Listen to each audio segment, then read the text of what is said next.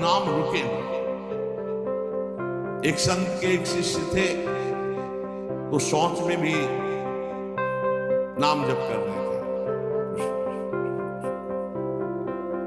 किसी ने देखा, जाके उनके गुरु जी से कहा, महाराज ये तो बहुत ही भ्रष्ट है। क्यों? बोले तो शौच में भी नाम जप करता है। ओ बड़ाई न करके उसकी बुलवाया, शौच में नाम जप करते हो? गुरुजी ने कह दिया। दूसरे दिन ऐसे जवान पकड़ के शौच में बैठा, और जो दोष दर्शन करने वाले होते हैं, सब उनका एक चश्मा अलग होता है, वो छिद्रान्वेषण, दूसरों के दोष ही देखा करते हैं। दूसरे दिन वो गए, बोले महाराज आज तो मुंह में हाथ डाले बैठा, ऐसे ऐसे बैठा था। तो बुलाया और कहा, भाई वैष्णव होकर तुम अवैष्णव काम करते हो, शौच के समय ऐसा नहीं, मुख में हाथ क्यों डाले थे? रोने लगे, बोले गुरुजी आपकी आज्ञा भी नहीं टाल सकते, और मुझसे नाम के बिना रहा नहीं जाता, इसलिए मैंने जवान पकड़ा कि जवान से नाम ना निकले, पर उस समय भी हृदय से चल रहा था, हृदय से लगा लिया और कहा, बेटा तुम्हारा जीवन धन्य। गुरु के मना करने पर भी नाम जपना, उनकी आज्ञा का पालन हो, तो इसलिए जवान पकड़ लिया, पर खुल के कह दिया कि गुरुजी शौच में भी हृदय से नाम चल रहा, हम नहीं छोड़ पाएंगे। यही जीवन का सार, और हृदय से लगा लिया। और छिद्रान्वेषण वाले को कहा, आज के बाद हमारे सामने मत आना, हमसे रहा ना जाए, हमको कसम दिला दीजिए तो भी न रहा जाए। एक संत के पास एक बोले 18 साल से आपने कहा था राम नाम जप करो, तुमने जप किया, लेकिन हमको कोई दिव्यता तो समझ में आई नहीं। तो उनका, अच्छा हमें गुरु मानते हो? बोले हाँ गुरु मानते हैं, आपको पक्का मानते हैं? बोले तुम्हें हमारी कसम है, बस कल तक ये नाम न जपना, फिर कल आओगे तो हम ऐसा मंत्र देंगे कि बहुत जल्दी तुम्हारे को सिद्धि प्राप्त हो जाएगी। तो ठीक है, प्रणाम करके चले। उनको अभ्यास, अब गुरुजी ने कसम खवाई, सीढ़ी नहीं उतर पाए, रो के आए, बोले गुरुजी ऐसा तो नहीं हो सकता, अब नाम तो नहीं छूट सकता। गुरुजी आपने कसम खवा दी, इतनी देर में कितने नाम चल गए गुरुजी, अब ऐसा नहीं। बोले बस यही मिला 18 साल से, जो नाम में तुम्हें प्रियता हो गई, अब क्या दुर्लभ रह गया? आगे जब इसका फल प्रकाशित होगा तो सच्चिदानंद भगवान का मिलन, तो हमारा स्वभाव बन जाए कि रहा न जाए बिना भजन, हमारा जीवन भजन बन जाए। मत प्राणायाम से कहते, हर श्वास में भगवान का स्मरण। गोपीजनों के लिए भगवान ने कहा, मन मनस का ता, मन मनस का मत प्राणा मदर्थ त्यक्त दहिका। मन मनस, उनका मन मैं हूं, उनका प्राण मैं हूं। गोपियों के हृदय में श्री कृष्ण प्राण है, गोपियों के मन श्री कृष्ण है। मेरे लिए समस्त देह का त्याग कर दिया। देखो भगवत प्राप्ति ऐसे नहीं होती, मेरे मन से जीवित है गोपियां। भगवान ने कहा मेरे प्राण ही गोपी के प्राण हैं, भगवान के प्राणों से अनुप्राणित, भगवान के जीवन से जीवित। ये क्यों? भगवत ईश्वर, हर श्वास तो भगवान को प्राण समर्पित, हर वृत्ति तो चित्त और मन समर्पित, पूरा निश्चय भगवान मेरी तो बुद्धि समर्पित, और अहम भगवान के दासत्व में समर्पित। जब श्री भरत जी महाराज चित्रकूट जा रहे हैं, तो भरद्वाज जी के आश्रम में तो रात्रि में बड़ा संकोच हो रहा है भरद्वाज जी से एकांत में मिलने की, क्योंकि भरत जी को एक अंदर चुभन थी कि मेरे को ही लक्ष्य बनाकर कैकेयी मैया ने राम जी को 14 वर्ष का वनवास, बड़ा मैं ही ऐसा कलंकी हूं जिसके कारण मेरे प्रभु को इतना कष्ट, तो बड़ा सकुच कर रहे थे।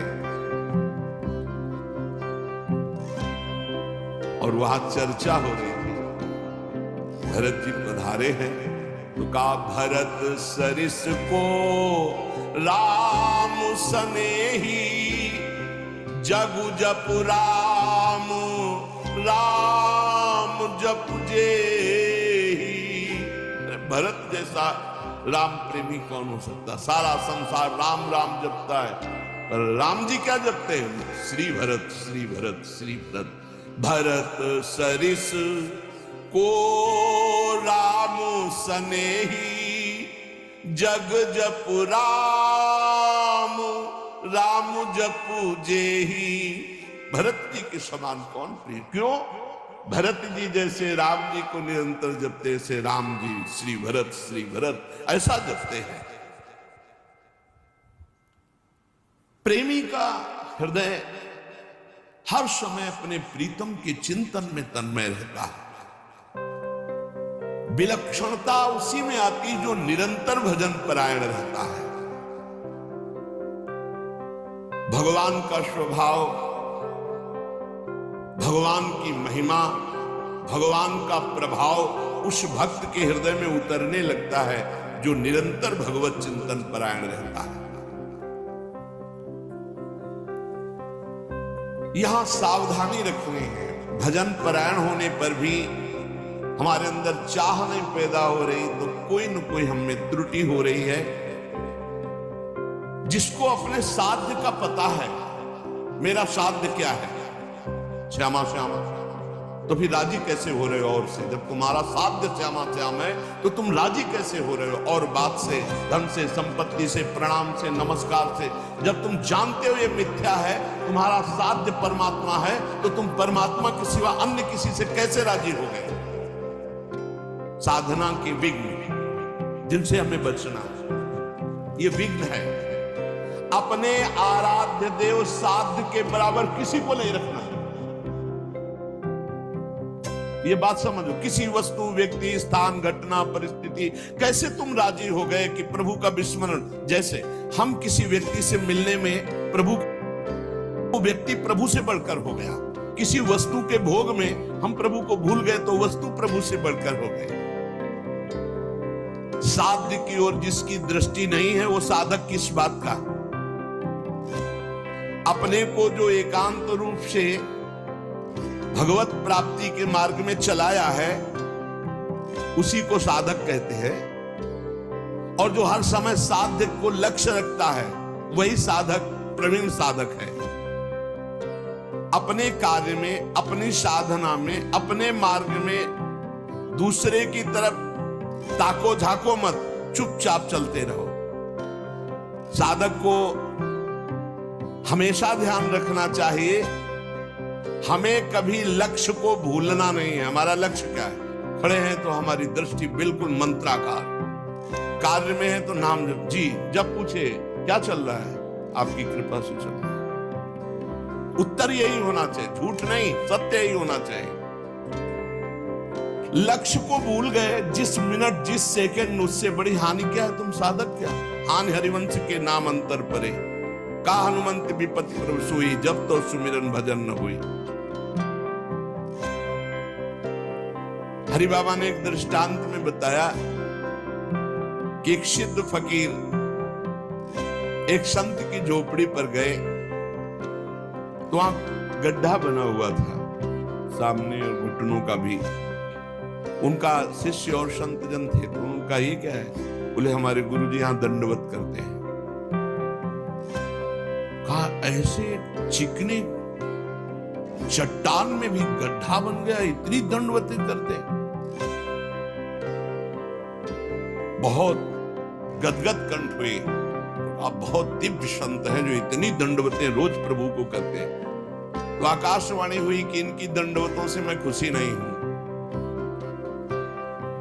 वो सिद्ध फकीर जो थे, संत, वो रोने लगे। इतने में वो महात्मा आ गए। अरे देखा क्यों संत, तो प्रणाम किया, उनका दंडवती करना स्वभाव था, प्रणाम किया। वो रो रहे, उनकी तरफ बड़ी दुखद दृष्टि से देख रहे थे। तो उनका प्रभु आप रो क्यों रहे हैं? उनका तुम्हारे लिए रो रहा हूं। हमारे लिए क्या परेशानी है? हमको क्या परेशानी है? बोले आप इतनी मेहनत करते हैं, इतनी दंडवत करते हैं और आकाशवाणी हुई है कि प्रभु आपकी दंडवतों से, नमन से खुश नहीं है। वो नाच पड़े। बोले सच्ची? बोले हाँ।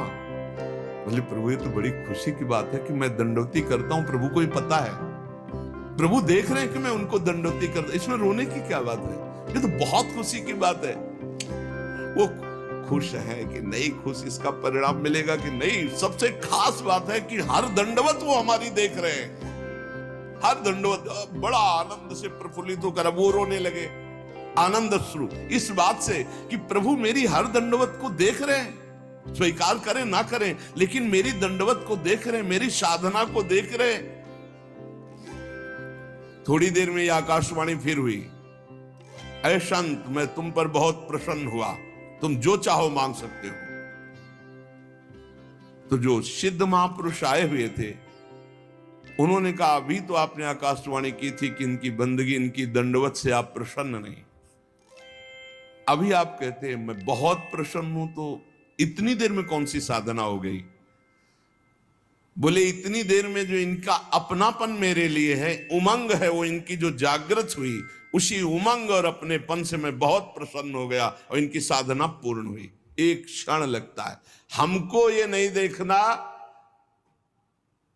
कि इसका परिणाम क्या होगा, हमको अपनी दिनचर्या, अपनी नियमावली करना, इसी से भगवान भी कह दे मैं प्रसन्न नहीं, तो ये बात तो है कि आप देख रहे हो ना, बस इतनी बात बहुत है, आप देख रहे हो बस।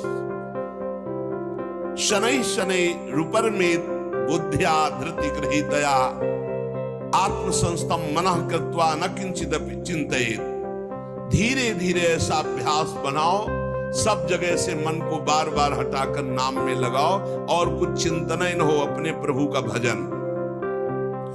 दूसरी किसी वस्तु, व्यक्ति, चीज का चिंतन ना होने पावे, जहां जहां मन जाए वहां वहां से हटा करके अपने लक्ष्य में, अपने प्रभु में। साधक धैर्यवान होना चाहिए, विश्वासी होना चाहिए, विचलित नहीं हो जाना चाहिए कि अरे बहुत प्रयास किया मन नहीं लगा। नहीं, हम प्रयास करते रहेंगे।